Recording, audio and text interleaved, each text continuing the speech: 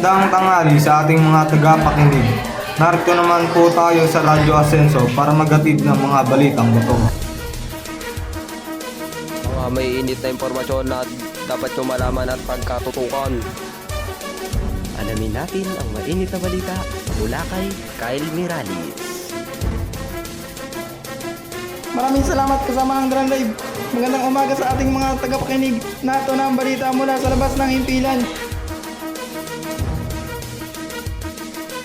Senator Meridian Santiago, diretsong tinanong ng ating DLLG Secretary Rico Puno na tumanggap ba ito ng proteksyon, mali o suol mula sa wedding.